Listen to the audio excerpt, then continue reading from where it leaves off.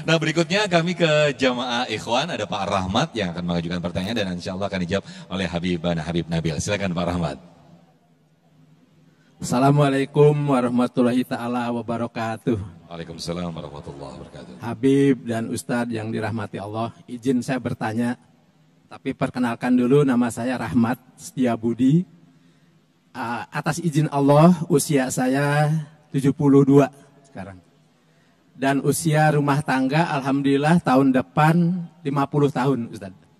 Istri 1, anak 4, cucu 8. Iya, langsung ke pertanyaan Pak. Jadi ngomongin akte ini nanti. Pertanyaannya, mohon saran dan kiat-kiatnya agar tetap istiqomah dan tambah barokah sampai akhir hayat. Amin. Assalamualaikum warahmatullahi wabarakatuh. Waalaikumsalam. Sudah 50 tahun ya Pak ya usia pernikahan. Masya Allah. Silakan nih Habibana. Baik, bismillahirrahmanirrahim. Rabbi syrah li sadri wa yassir li amri wahlul 'uqdatan min lisani yafqahu qawli. Pak Rahmat yang bertanya, atallahu umrak fi ta'atillah, taati Rasulih sallallahu alaihi wasallam. Mudah-mudahan beliau senantiasa panjang umur, taat sama Allah dan Rasulnya, dan kita semua yang di majelis ini dan juga yang nonton. Amin ya Allah ya Rabbal Alamin. Tadi dengan rumah tangga seperti itu, ya, dengan anak, cucu bahkan, ya. Saya Pak Rahmat baru lagi nunggu cucu ini, cucu pertama. Ya. Mudah-mudahan juga sehat, panjang umur, baik, soleh, solehah. Lalu bagaimana kita bisa istiqomah? Jadi Bapak Ibu sekalian, hadirin hadirat dan juga anak-anakku sekalian yang menonton, di dalam Islam itu tadi saya berikan contoh tentang rumah tangga Nabiullah Ibrahim alaihissalam. Lalu bagaimana suasana rumah tangga Nabi Ibrahim, suasana rumah tangga Nabi Muhammad sallallahu alaihi wasallam itu bisa hadir dalam rumah tangga kita supaya bisa istiqomah, gitu ya. Nah, jadi kalau kita lihat Rasulullah sallallahu alaihi wasallam dikatakan ada satu hadis yang diriwayatkan oleh istri beliau, Sayyidatina Aisyah radhiyallahu anha wa ardhaha.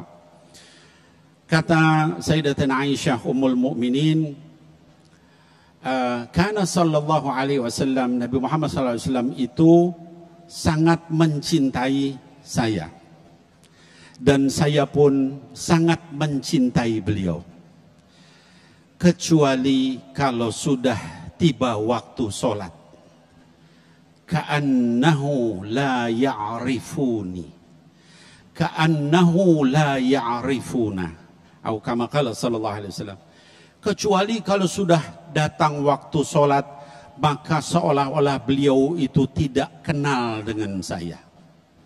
Allah adalah nomor 1. Ya, selalu dalam segala hal kita nomor utama, pertama, paling penting itu adalah Allah subhanahu wa ta'ala. Ini zaman pilkada, ini tangan ini bahaya ini. Allah ini jangan diartikan yang lain-lain. Jadi apa namanya, yang pertama, utama, paling penting adalah Allah dulu. Rasul itu SAW begitu cintanya sama Sayyidatina Aisyah, dan Sayyidatina Aisyah juga cinta sama beliau. Rumah tangga kita tadi Rustandi sudah menyampaikan, itu hendaknya diisi dengan kebaikan. Jangan dikira ibu-ibu, bapak-bapak, Rasulullah itu nggak pernah jalan-jalan. Jalan-jalan bahkan balap lari dengan istri beliau, Sayyidatina Aisyah radhiyallahu anha wa ardhaha.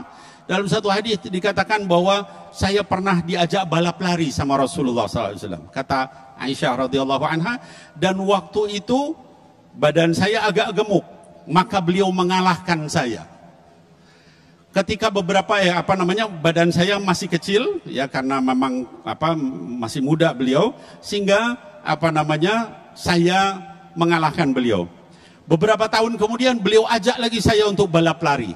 Karena badan saya sudah mulai besar, maka beliau mengalahkan saya. Kata beliau, ini untuk membalas yang kemarin. Artinya apa? Rumah tangga beliau itu juga ada lari, ada jalan-jalan. Kalau kita sekarang mungkin makan malam, Rasul itu diajak makan malam sama orang. Bapak Ibu sekalian, ya. Ketika diajak makan malam, terus beliau bilang sama yang ngajak makan malam itu, ngundang dinner kalau orang sekarang bilang. Ya. Diajak dinner, terus beliau bilang, bagaimana dengan istri saya ini?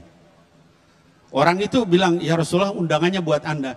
Bagaimana dengan istri saya ini? Sampai 3 kali, terus orang itu bilang, kalau begitu dengan istri Anda juga ya Rasulullah. Itu suami yang baik, gitu ya.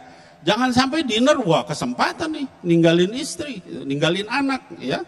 Jadi apa-apa, saya pribadi kalau tugas dakwah, kalau memungkinkan saya aja istri sama anak, ya. Sampai kemana-mana orang bilang kok ini terus-terusan, ya memang begitu harusnya gitu ya. Nah jadi itu yang pertama, waktu sholat adalah Allah nomor 1.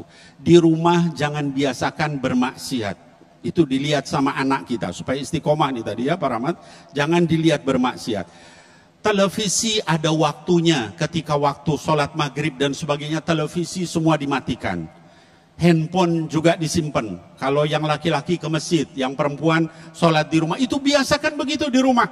Ya, saya punya ada salah satu anak yang ketika dia di sekolah, dia disuruh jadi imam di sekolah. Ketika sholat dia nangis jadi imam. Ditanya sama gurunya, kenapa nangis?